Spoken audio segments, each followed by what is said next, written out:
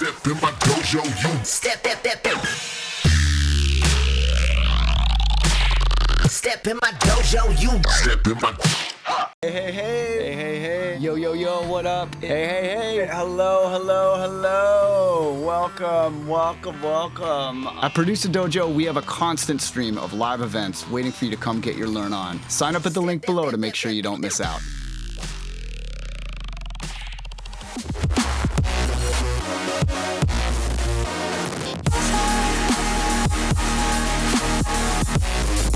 What's up, guys? Rip Kenny here, and today I'm going to teach you how to build movement into your sounds. So right from the get-go, they just sound way more pro. Your compositions retain way more interest throughout, and your sounds just sound better. All right, so what I've prepared here are basically two sets of sounds. These two are the same sound and these two are the same sound, except the dynamic version has a lot more movement and a lot more interest, and the static version is your basic version of the sound. So this basic version is like a beginner intermediate type patch. It's a good patch, but you can tell it just doesn't quite retain as much interest as it should. So I will play you an example of this first one.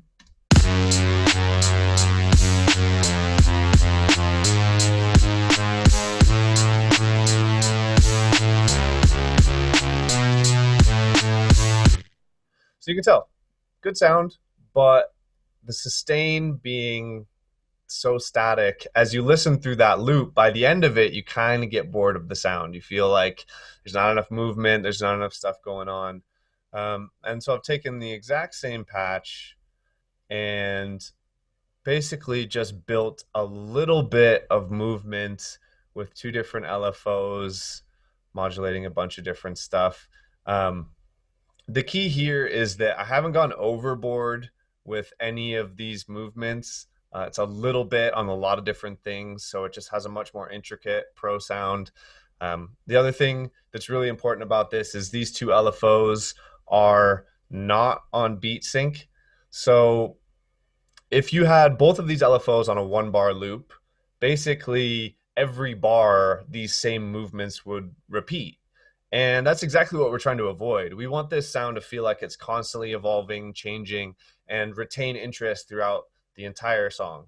So the LFOs are off beat sync, they're on different rates. And then the final thing that's really important about this is trying to build opposing movements into your LFOs. So basically what I mean by that is, for example, this EQ at the top, this bottom notch is moving up, and this higher notch is moving down.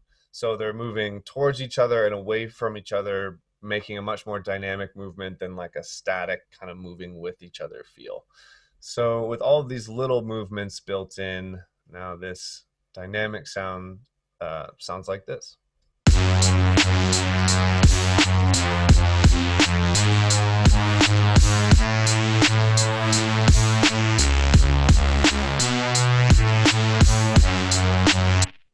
Right?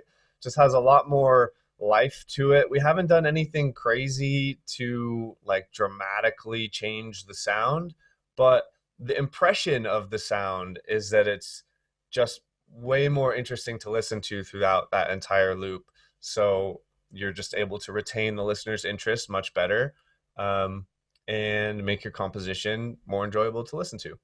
So I've done the same thing with a different type of sound. A wub, your classic dubstep wub. Everyone loves wubs, including me. So I'll play you an example of this first one, which is just a bit static.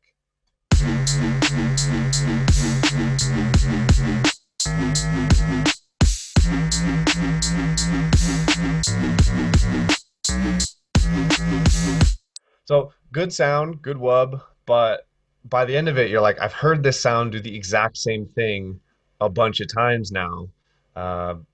You just lose a little interest, right? So on this more dynamic version, what we've done is similar to the first sound in that we've taken an LFO off beat sync and modulated some parameters that kind of help make the tone and the character of the sound change a little bit as it plays through. But the other thing that's really important about this is we've taken the main shape that determines the wub, and instead of having something like this, where this first static version just played an eighth note wub on the same shape every time, we've taken and moved this to a half note rate and then made four different eighth note shapes of basically a similar shape, but they're not all the same.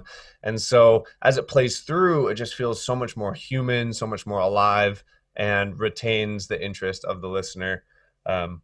You'll notice that it's not, again, not a huge change, but the impression to the listener is that this is a sound built by a human rather than just computer music, right? So let's listen to this guy.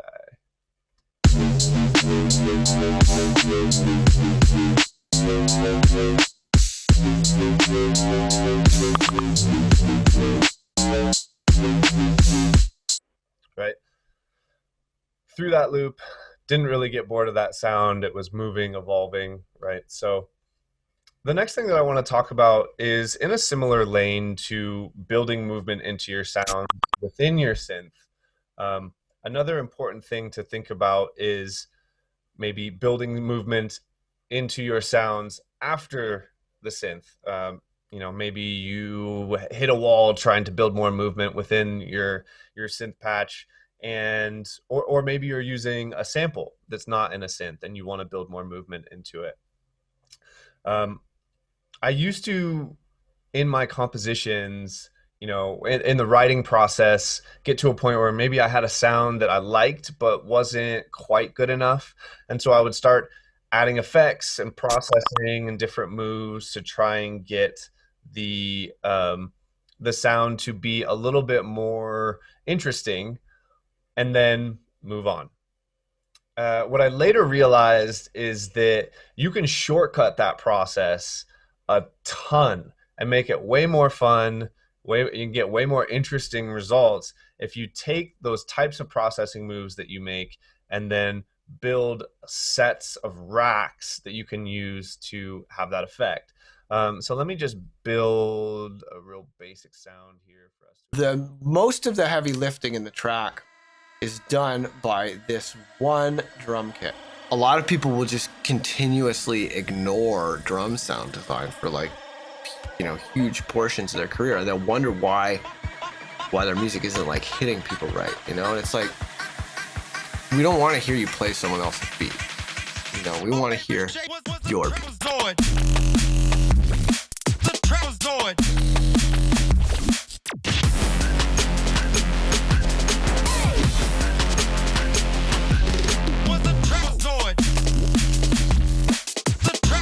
Once you know how to make them, and you understand that it's easy, because it is easy once you do the chorus, then your tracks are going to be so much more expressive, and they're going to have a real authentic texture that is undeniably yours, where you can speak and express yourself through the drums.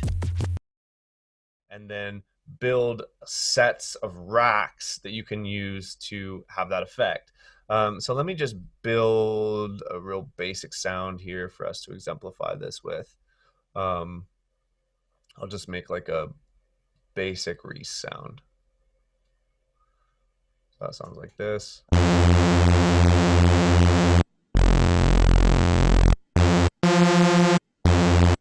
gonna keep it at that register. So I'm gonna throw a limiter on here so none of this processing blows out your ears. But so what I've done here, and this hilariously named set of racks here, Get Dirty option 1 through 7. The goal of these racks is add distortion and add movement, right? So all of those steps that I used to take, 30 minutes to an hour building, now I just have my best of favorites of these types of racks, and I can just load it on and make the sound interesting with zero work. Pretty sick. But say I didn't want, or say that wasn't enough, I wanted to go a step further. Let's take, I don't know, option 5 and load it up as well.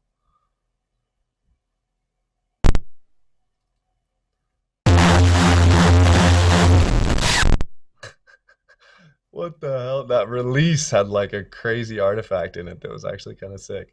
Um, exactly why this process is cool and fun, because I never would have expected that to happen. And then you could resample that last little like zappy bit and then use it in your composition, right? So we went from boring Reese to crazy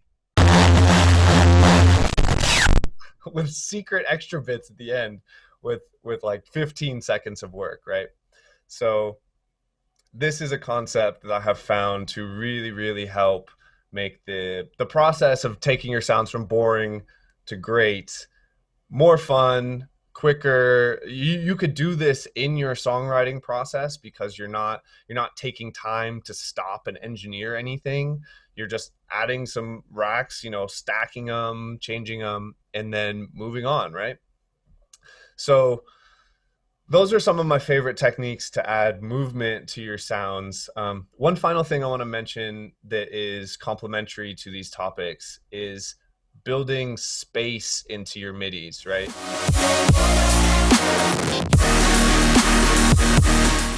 Adding movement to your sounds only gets you so far if there's no natural flow to the rhythms in your composition, right? So I will just play you these two back to back. This one is, the space filled, and this one is got some nice gaps in it. You can just listen for the difference.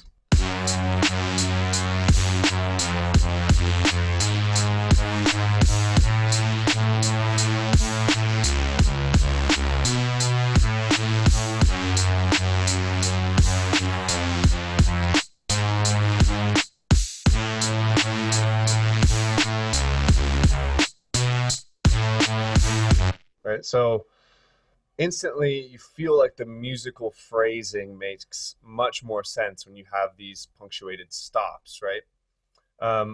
It is our natural tendency to fill the page with notes when given this space, right? I still do that all the time, and then I'm like, wait, what am I doing? I got to work backwards into building space, right? So some of my favorite places to leave space, the end of the bar is obviously a good one, where kick drum hits, but my favorite is where the snare hits. In this song at 85 BPM, the snare hits on the 2 and the 4. At 140, it would be on the 3. The snare in halftime music or any not 4 on the floor music is where the consistency of the rhythm is determined from, right? So it's where a DJ would mix into on a halftime song. You always get the snare on the same beats.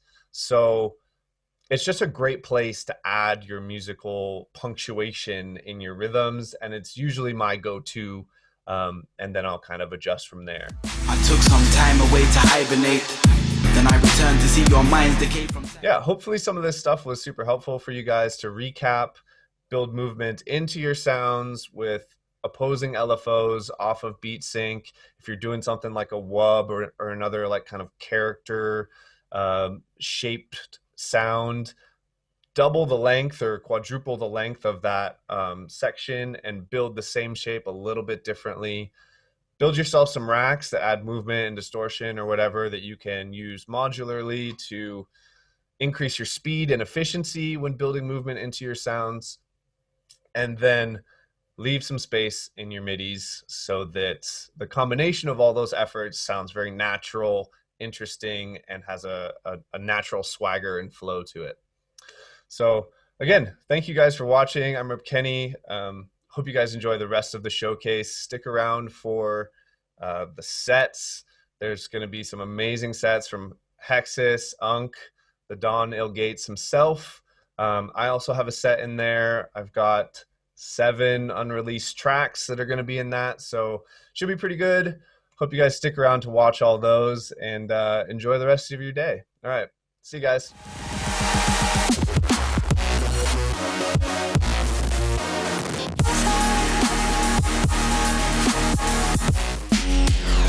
Yeah.